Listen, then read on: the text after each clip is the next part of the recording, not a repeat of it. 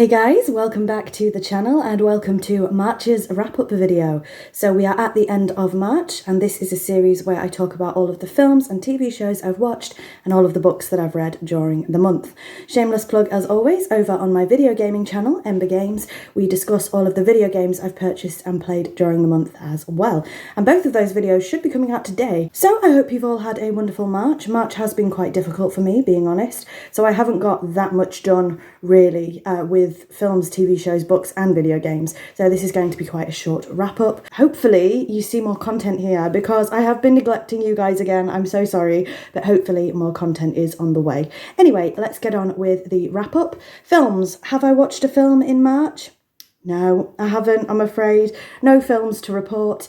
I am hoping to watch, because apparently it's in cinemas, but not mine, evidently, Audrey's Children with Natalie Dormer. I'm hoping to watch that.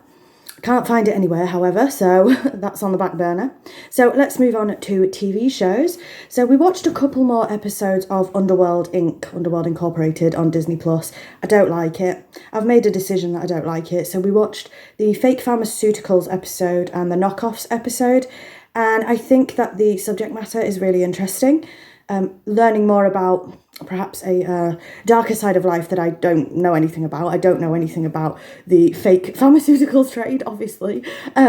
So the subject matter is interesting, but the way the documentary is filmed, I just don't like it. There is definitely, and I don't want to sound horrible when I say this, but for a lot of the American documentaries, there are certain Americanisms in there, the way that they film it. This is more so on the filmmakers than anything else, or the documentary makers, but the way they pace it is not palatable for me. So I'm not saying all American documentaries are bad by any stretch, of course I'm not, but these ones that you find on Disney Plus in particular, the way that they are structured, I guess, is not for me, and you can definitely see a pattern as we've been talking about them. So yes, I watched a couple more episodes of Underworld Inc. I'm probably not going to watch any more, not for me. So of course The Apprentice, I've been watching The Apprentice, and Dragon's Den, part 1 of Dragon's Den finished this month. It's me guilty pleasures. I love The Apprentice, I love Dragon's Den. Guilty pleasures for sure. I did start briefly watching Britain's Got Talent and then stopped again. So do I need to watch some more Britain's Got Talent? I do. But I'm getting a little bit bored of it at this point, to be totally honest with you. But yeah, you could say the same about The Apprentice and Dragon's Den, but I ain't got bored of them yet. So I am still enjoying my time with The Apprentice. And then finally for TV shows, again, a little silly one. We try and find stuff to watch while we're eating, so that's where a lot of these documentaries come from. And I definitely want to change to Netflix because the documentaries on Netflix are better than Disney Plus, I think. So we watched, there's like a show called The Story Of, and we watched The Story of Cheese. And I don't know if it was meant to be funny, but I found it absolutely hilarious. Again, the way that the documentary was laid out. I love learning about food. Obviously, I'm a food historian. I don't want to use the term historian, but I am. I'm a food historian, so mainly anyway, I did my dissertation on medieval food. So I love learning about food, and I wanted to learn more about cheese, and I just ended up laughing through the documentary, so that's not good, is it? So I definitely need to find some better documentaries. If you have any recommendations for a decent documentary, because this year I don't think I've watched one, please let me know.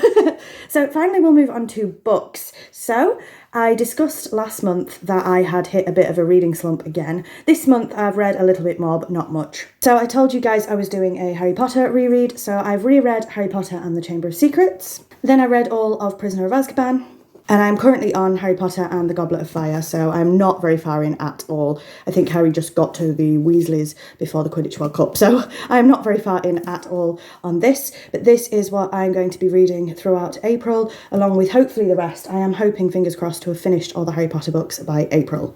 So that's actually all the books I've read, but we cannot have a wrap-up without talking about I got it! Sunrise on the Reaping by Suzanne Collins.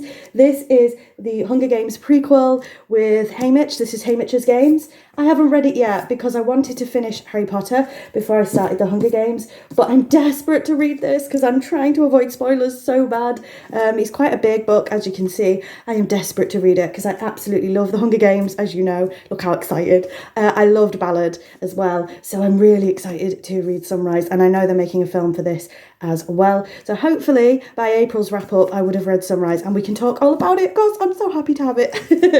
And that's actually it. So a very short and sweet March wrap up here. So you'll have to let me know what you've been watching and reading during the month. Again, any documentary recommendations, I can't even say the word now, please leave them down below. So thank you very much for watching. Please don't forget to like, comment and subscribe, all that jazz, and I'll see you all soon. Bye bye.